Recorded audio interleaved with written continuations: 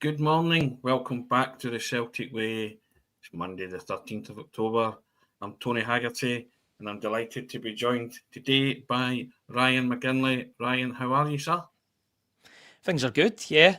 Start of a new week, start of a big week for Celtic, starting on Sunday against Dundee. But I think today we'll have a wee bit more of a focus on, well, to begin with, we'll have more of a focus on the international break, but also what's upcoming for Celtic, because it feels as if it's the calm before the storm when it comes to Celtic returning. It feels like every game that they're going to be playing over the next couple of months is going to be a big game, so you wouldn't want it any other way, would you, Tony?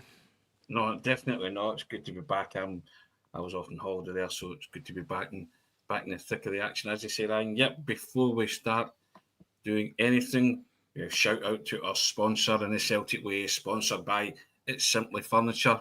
They're located in Hillington, Glasgow, and It's Simply Furniture are an independent brand dedicated to bringing luxury and contemporary style into homes across the UK. And they've got over a decade of experience in furniture retail, and they meticulously source only the finest pieces curated for quality, comfort, and timeless design. From their elegant sofas to statement dining sets, their hand-picked selections offer exceptional value without compromising on style, and their dedicated team ensure that your furniture is delivered with care right to your doorstep. If you want to see their beauty up close, you can visit their stunning showroom in Hillington and mention the Celtic Way for a special in-store discounts.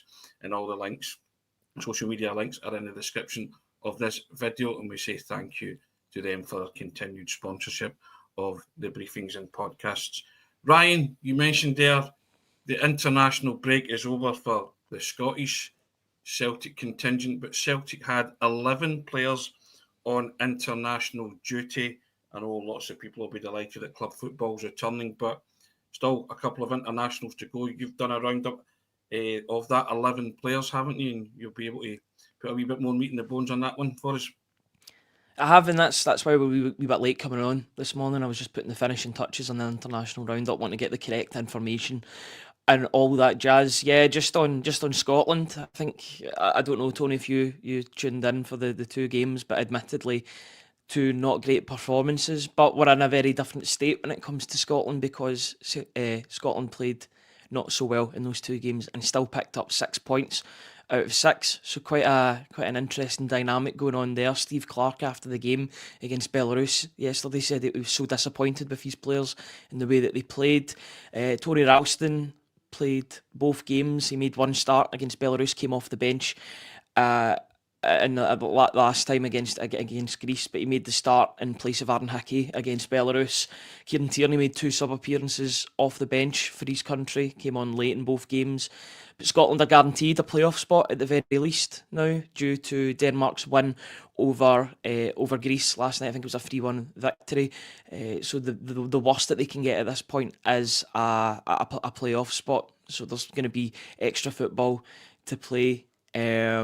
And yeah, just on Denmark, he Kasper Schmeichel played both games versus Belarus and Greece, and they're in pretty much the same position as Scotland. The only difference being that they've got a far superior goal difference, partly due to the fact that they absolutely cuffed Belarus the other day. Yeah, excellent stuff. Now, as I say, there's still some internationals going on and players involved in that. Is that right, Ryan? Yeah, am I right in saying that? Yep. But yeah, there's still a number of players involved with their countries. There's a lot of teams, just to go back to my notes there quickly, um, there's a lot of teams that are playing international friendlies just due to the fact that Yeah. so many teams have already qualified. For example, the USA as a host nation, they're one of the host nations alongside Mexico and Canada. So the Yeah. USA have already qualified for the competition. Cameron Carter-Vickers are under recall to the USA men's national squad, with who are under the management of former Tottenham and Chelsea manager and PSG as well, Maurizio Pochettino. He was an unused sub versus Ecuador, but they play Australia in a couple of days next, and I believe that both of those teams have qualified for World Cup already. So international friendlies just to tide the players over, just to get the coaches ready with what they're doing going into the international tournament in the summer. The same can be said for other countries as well. Marcelo Sarachi captained Uruguay versus Dominican Republic. He had a bit of a recall to the Uruguay Yeah. squad. It was his first cap in nearly a year under Marcelo Bielsa. They play Uzbekistan today also in a qualifier. No, they play Uzbekistan today in a friendly because they've already qualified. So there's so many different dynamics at play. But it seems as if the nitty gritty is with European football, with qualification, because that goes down to the wire. And I believe it's in March that Scotland would potentially play their playoff if they are to play a playoff. So yeah, that's one to look out for. Sure. I believe Sebastian Tinekti, he's with Tunisia, but they've already qualified too, haven't they, Ryan? They have, yeah, but the problem with Tinetki, he picked up an injury before their game against, don't let me butcher their name, Sao Tome and Principe, due to injury. Principe, yeah. They play Namibia next, but they've already qualified for both the African Cup of Nations and the World Cup. So it's all about him doing well at club level to hopefully keep his place in the African Cup of Nations and the World Cup in the summer. Liam Scales as well, he was in action with Ireland, but was he injured as well? No, it was different when it comes to Liam Scales. He was named in the original lineup, but due to a family bereavement, he pulled out of the squad to play Portugal. I think it was Jimmy Dunn that came up, that was called up in his place. He used to play for, put me on the spot, Hearts, I believe. I know he plays down south for different side. I think he was playing for Burnley too, but I remember him at Hearts for a spell. He came up in Liam Scales' place, but it is expected that he'll be back in the squad to play Armenia. He didn't get completely taken out of the team. It was just he was given extended leave due to a family bereavement. But they play Ireland. Haven't had the greatest start to their qualifying campaign, but they play Armenia next, so that could be a game for them potentially to pick up 3 points. Though in the reverse fixture, it was Armenia that beat Ireland, so maybe a bit of revenge is on the cards. And Benjamin Nygren's fortune with Sweden, Ryan, how's he getting on? Sweden aren't doing so well. They're a team that probably should be doing better than what they are at the moment, especially with the firepower that they've got. But I think they're very imbalanced when it comes to their strikers being Victor Gyökeres and Alexander Isak, two players that went for heavy amounts of money to Liverpool and Arsenal respectively in the summer. But apart from that, they're a team that struggle. And they're a team that are struggling just now. He was, in Benjamin Nygren's case, he was an unused sub versus Switzerland, but they play Kosovo next. They've also got 1 point after 3 games. I believe Republic of Ireland were the same. They're pushing for second place, but at the moment, John Dahl Tominson's team are really struggling to get anything going. They're really struggling to, I think, figure out how to play Gyökeres and Alexander Isak in the same team. Sometimes it can be a little bit difficult to fit all your best players who are playing the one position. Kind of similar to the way Scotland were with left backs a couple of years ago with Andy Robertson and Kieran Tierney. So many good players, but only one can play in that position. And the fact that only traditionally, or in the past few years, only one player plays through the middle for most formations. It serves up a bit of a problem for these international managers. Kobe Donovan's done really well with Scotland under 21s, Ryan. 3 assists, I believe, is that right? Yeah, 3 assists against Gibraltar's under 21s. I think that's a tough task for the Gibraltar team anyway. Never mind their under 21 side. They play Azerbaijan next in qualifying. Scotland's under 21s, they're 4th in the table, so it's not been the greatest start for them. But Gibraltar, every time I checked that score, there was a new scorer on the live score as I was watching it. But yeah, Kobe Donovan, by all accounts, 3 assists, did really, really well in that game, and good to see him making that jump to the under-21s, rewarded for his form in the Celtic team playing senior football, and hopefully this can be the start of his international career to becoming a fully fledged international for Steve Clarke's Scotland in the years to come.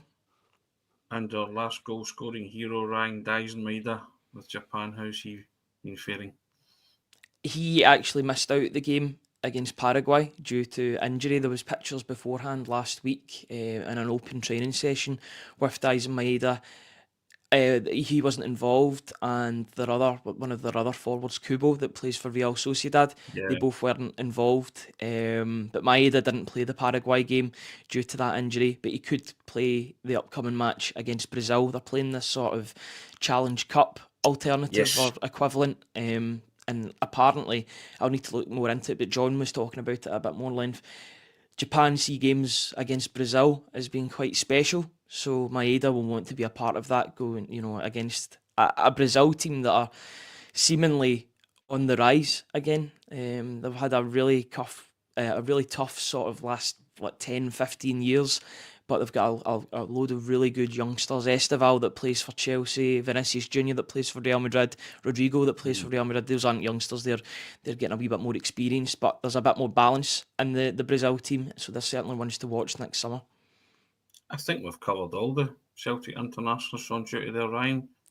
You put me on the Unless you spot with can absolutely lighten everyone there. I'm just going down my us. list. Yeah, I think I've answered everybody that you've asked for there. Yeah, So, it's I been a believe mixed there bag was because 11. some Yeah, teams are playing important international fixtures, and then others are just tiding over with some international yeah, friendlies. And I'm not saying they're not important because they are, and for these coaches, especially for the ones that have qualified, it's important for the coaches to know their new players or know the players that they're going to be playing in international tournaments. But it's a mixed bag. Some players get more game time than others, but good to see that 11 players were involved with Celtic with the international break. Although the most important thing is getting them back in one piece ahead of the yeah. game against Dundee on Sunday.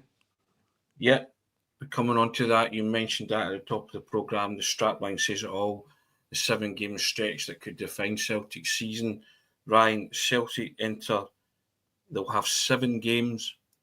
Well, it's not an ultra marathon, Ryan. Would that be a mini marathon or a fun size marathon before the next international break? They've got 4 Scottish Premier games, starting with Dundee away, then they've got Hearts away, then they've got Falkirk at home and Kilmarnock at home, sandwiched in between 2 Europa League games against Sturm Graz at home, Midtjylland away, and of course the Scottish League Cup semi-final, Premier Sports Cup semi-final against Rangers at Hampden. That's all in that 7-game stretch, Ryan. That's why I think that it is possibly season-defining. Celtic failed their first season-defining test of the season, and that was in the Champions League against Kairat Almaty. What's your thoughts on this 7-game stretch, Ryan? How important do you think it is for Celtic, and do you agree with me that it could shape up Celtic's season? Yeah, I think you could define Celtic season in all competitions. Celtic need to, if you're focusing on Europe, first of all, before we get into domestic duty, Celtic only have 1 point in their opening 2 games, and that includes a defeat to Braga at home at Celtic Park. So the next game against Sturm Graz, which comes a week on Thursday, or next Thursday, it's a must-win for Celtic at this point, at this early stage. It's not a position that I want Celtic to be in. You wanted Celtic to have more points than what they've got just now, despite the Red Star Belgrade result being quite good. Away from home, difficult atmosphere. I think there's a little bit more disappointment in the air after that Braga game, but it's more specifically in the way that Celtic played on the night and the fact that they had their chances, they didn't take them, and Braga punished them. An average Braga side at that, I would argue. One that Celtic should be competing better against. Unfortunately, that wasn't the case on the night. But Sturm Graz, I'm sure they've got Midtjylland as well away from home. Those are 2 games that you would want Celtic to be grabbing at least 4 points, but hopefully getting 6 points from those to really kickstart their campaign. Domestically, the game again, I mean, the Dundee game is important, and it'll be interesting to see how Dundee shape up for that game. Looks as if they'll be sticking with their manager for the time being, and Stephen Presley. They got a good result earlier on in the season against Rangers at Ibrox, but apart from that, they've been very.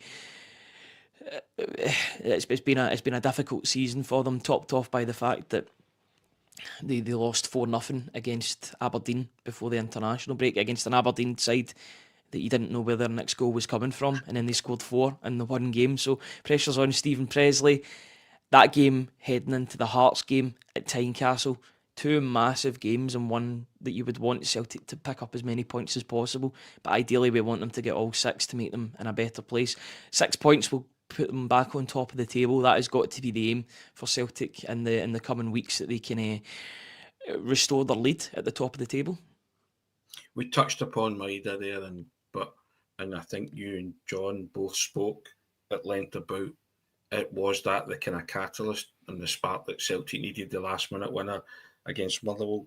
Hopefully now Rodgers has a chance to work with the players, apart from those in international duty, obviously, but to instill into them the importance of going on a run and winning matches, Ryan. Now, the most important game for Celtic coming up is obviously Dundee. and I think certainly, but you wouldn't base it on form. Celtic have been very inconsistent this season. Nothing's a gimme for Celtic this season at all. We'll have to work hard to go to Dens Park and win, but lots of people are already talking about that Hearts game at Tynecastle, Ryan. It's hard to ignore it, isn't it? And all being well, as you said there, Celtic will be playing to go back to the top of the league, assuming that they can beat Dundee. But at this moment, that's pretty big assumption with this Celtic team because you don't know which one's going to turn up on any given day. And it's going to be interesting going into that game on the Sunday, because it's Sunday that Celtic play. By that point, Rangers and whoever their new manager is, it's not going to be Steven Gerrard, but it'll be somebody else. Rangers will have played their first game, presumably under their new manager, against Dundee United at home. Then at 5:45, Kilmarnock will take on Hearts at Rugby Park.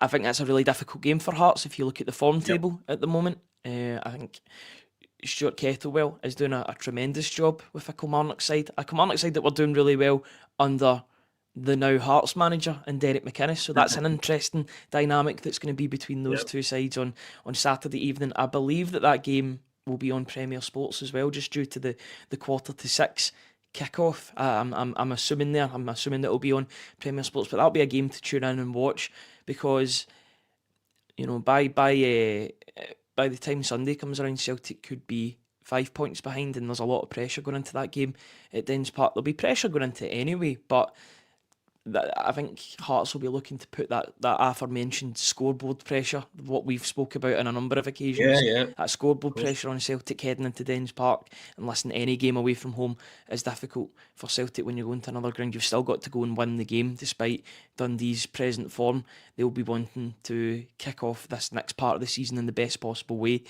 But I'm interested to see how Hearts get on against a solid Kilmarnock team, one that really ran Celtic close, and it was that late penalty that decided the game between the two sides. But Stuart Kettlewell's doing a very good job with Kilmarnock, and hopefully he continues to do a good job on Saturday evening against Hearts. Yeah, very much so. I agree with that. I just think it's a really huge stretch of games for Celtic. I know people say you don't look too far ahead, and I get all that, but there's also that League Cup semi-final as well, Ryan. And Rodgers is in need of a win against Rangers. It's a competition that Rodgers has been highly successful in. I think he's one defeat in the League Cup in all his time at Celtic over both stretches. Against Kilmarnock at Rugby Park, yeah. Kilmarnock at Rugby Park, yeah. And, and Celtic haven't defeated Rangers in the last 5 matches. So there's a lot at stake in that game. Well, there's always something at stake in a Celtic and Rangers game, but a lot of pressure on that game for the team and Rodgers as well. And Rangers will have a new manager in situ, Ryan, and we will get a close-up look at them on that day. But there's a lot riding. There's huge amounts riding on that for me personally in this game for Rodgers and this Celtic team. I don't really care who's the new Rangers manager, to be honest, but I'm just talking about Celtic addressing the recent forum against Rangers in particular. Yeah, I was quite surprised when the news came out on Saturday night that Steven Gerrard would not become the Rangers manager, just due to the assumption that positive talks had went on between Rangers and Steven Gerrard. Yeah. If I'm being perfectly honest, I probably would have wanted it to be Steven Gerrard, because I think there's been a lot of rewriting of history over the past week or so since Russell Martin's departure from Rangers, and specifically Steven Gerrard's potential return to Rangers as manager. There was a point in time where it looked as if he was going to be dismissed from his role due to a defeat against Hamilton. The following season was an absolutely shocking event from start to finish. Not helped least of all by Celtic's form that season. But yeah, I think there's been a lot of rewriting of history when it comes to Steven Gerrard. I think Rodgers would have been quite happy to see him come back to Rangers too, because he would have wanted to maybe... I know he wasn't involved when Gerrard won the league. It was Neil Lennon that was in charge when Rangers won the league, but he would have seen it as a chance to maybe get one up on his former player in Steven Gerrard. And I always thought that having Gerrard in the Rangers dugout and the Ibrox dugout pushed Rodgers on, particularly. It gave him something to focus on and really be fired up. having somebody that he knows. So we'll see who's going to be in the dugout. But just on that point that you're making about the League Cup, it has been a position of strength for Celtic. Last season, they took Rangers to penalties in what was a wild game at Hampden, one of the wildest games I've experienced, to be honest there. Certainly in the press box, I would say, between that and the Aberdeen one a couple of years ago in the semi-final.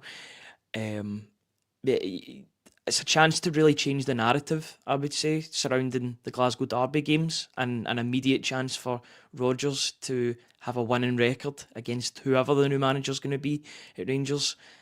For me, it's important that Celtic win that game and just establish their dominance over their Glasgow rivals again, because for too many times over the past couple of seasons, they've failed to turn up in the biggest domestic fixture for themselves. 3 competitions Celtic will be competing in over those 7 games, Ryan. And I want Celtic to get that fire in the belly and kickstart themselves in every one of those. Yeah, I think it's so important that Celtic bring in a good form going into that semi-final game at the start of November. But I want them to try and win as many games as possible. Now, do I think they'll be able to do that? No, I think they will drop points just due to the way that this side are playing at the moment.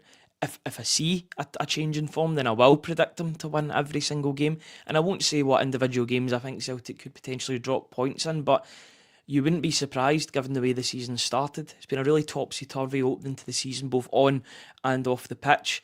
You still to bring in the narrative and the expectancy that there will be more protests after the meeting on Monday was widely panned by those who attended. Particularly, well, maybe one side. The other side seemed to think that it went pretty well. All is fine here. But the other side were like, no, that didn't go well. We will be protesting once again. So we'll wait to see what happens in the stands.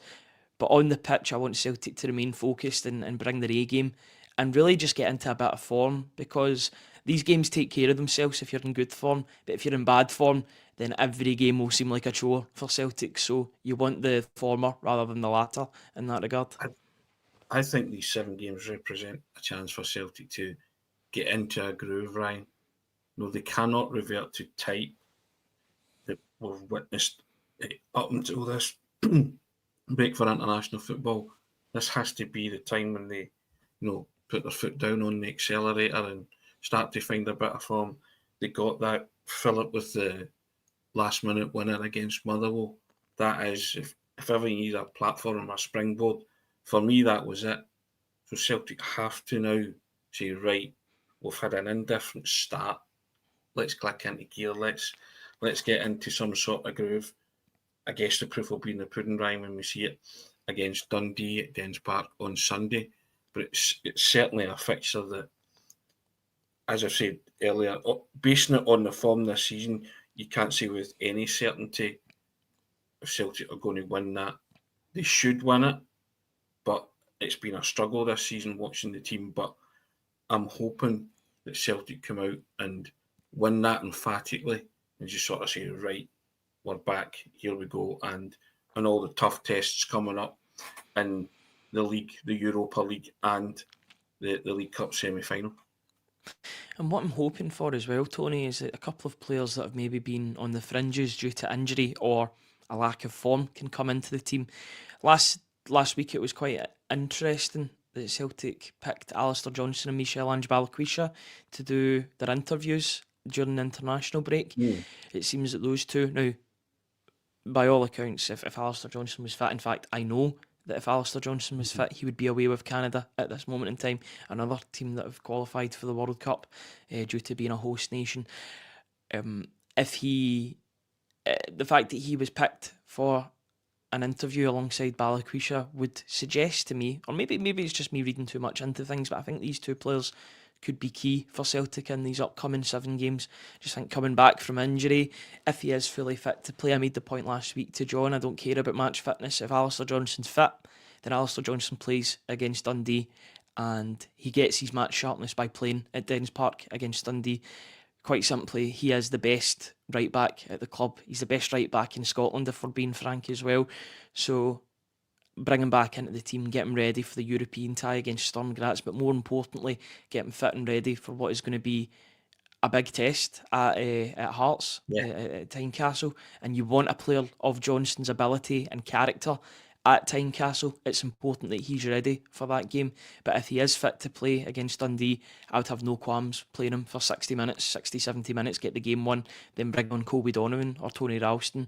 It's so important that he gets fit and ready for these upcoming games. I know he's had a hamstring injury, but he needs to be at it from now until the end of the season, because I think he brings not just balance in the team, but quality in the team, but he also brings leadership off of it. I loved listening to what he was saying in that Celtic TV interview. The quotes are available on the Celtic Way website, put them out last week. He's a leader for me.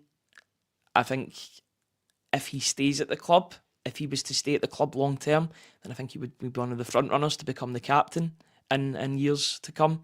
I just think he's a great player for Celtic to have both on and off the pitch, and I can't wait to see him back in action. We'll also find out, Ryan, when everybody reports back about the state of play regarding injured players, won't we? I mean, the manager will speak obviously later this week with regards to the Dundee match. And just on Alistair Johnston, there was pictures on his Instagram late last night of him in, I think it was at Isle of Arden, playing golf. So he can't be that injured if he's doing some physical activity. I'm actually quite happy that he's away doing physical activities, physical excursions, because it shows me, or it tells you, it gives you a little bit of a hint that he's almost ready to come back and play his part in Celtic's team. And for Balikwisha, great assist against Motherwell, but it's about how he can build on that, about how he can potentially get Sebastian Tenecti out of that starting 11, because if there's anywhere he's going to be playing, it's probably going to be on the left wing, and Tenecti already has that position, so that's his job in the upcoming games. My thought about Balikwisha is that he enjoyed that moment against Motherwell. Yeah. And the manager will be getting into his head saying you can enjoy many moments like that, but that's what I need you to do. You have to have that impact. You have to be consistent like that, not just this game. You have to do it the next game and the game after that and the game after that, and continue to do stuff like that. So I'm just hoping that Balikwisha saw what it meant to everybody and himself and the players and his manager to get that, to help set up that last minute win and think, right, that's me. I can now go on a kind of consistent runner for him. Because, I think most people's jury is out on Balikwisha at this minute in time. Mm-hmm. That's fair to say. And they will judge him on a bigger sample size. But, I don't think that's... I noticed Brown Warrior in the comments saying we're bigging up every Celtic opposition. I think that comes from the fact that Celtic have not hit top form or top gear this season, Ryan.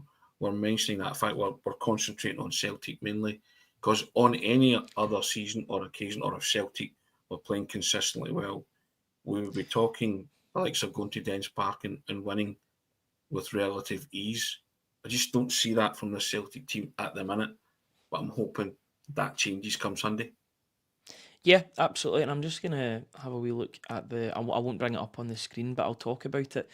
The league table, and I think that's maybe why we're talking about these teams, because they're all taking points off each other. It's actually quite a competitive league to begin with, which is great to see. Couple of teams won't be where a couple of teams like Aberdeen and Rangers, for example, will be in positions that they don't want to be in at the moment. But I'm just looking, so you've got Hearts on top with 19 points, tremendous start to the season. Derek McInnes deserves all the plaudits, and the recruitment has been very good. Celtic are closely behind on 17.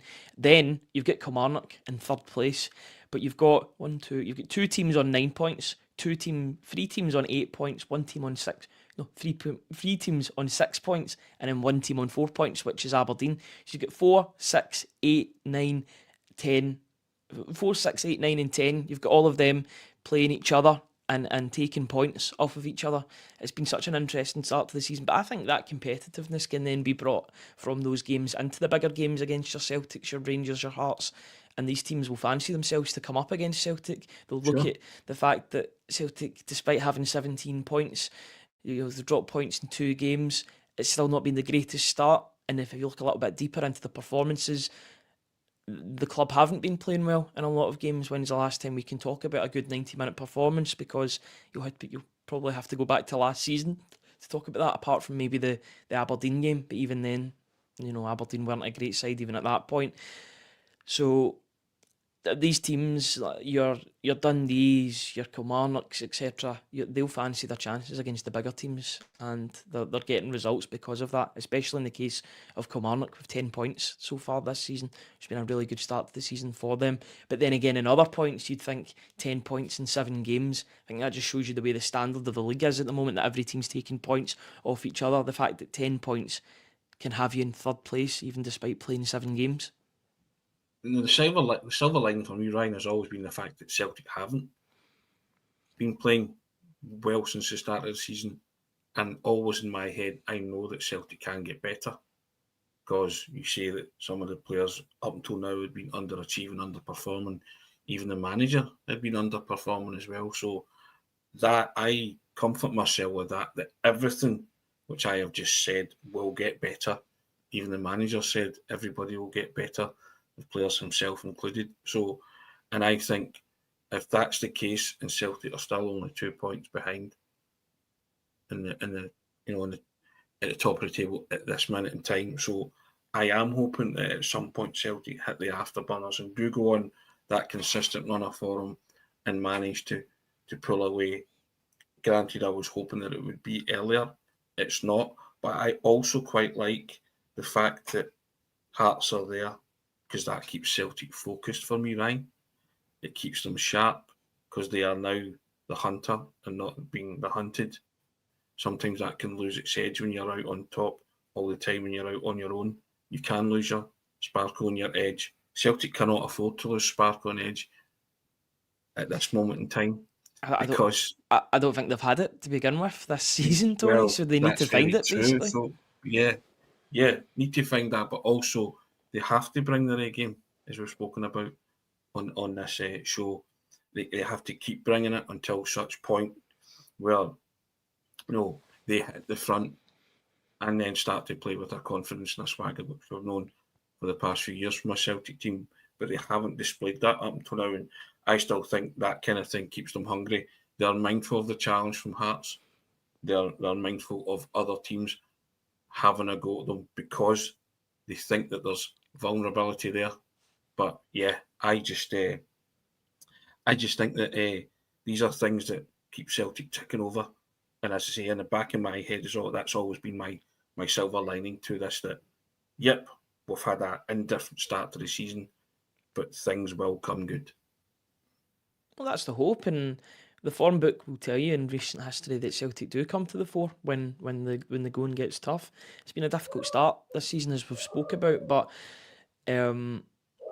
yeah, it's still all to play for. It's hardly a disaster at this moment in time, despite the doom and gloom that kind of emerged after Celtic drew against Hibs in that game. And there was doom and gloom at Celtic Park after about 60 minutes when Motherwell went 2-1 up. I think that the on-field troubles mixed with the off-field protests is really not a great mix for the side. So I'm hoping, and listen, if I'm being perfectly honest, I think that protests will continue now because of the way that meeting's gone, the way that the meeting transpired.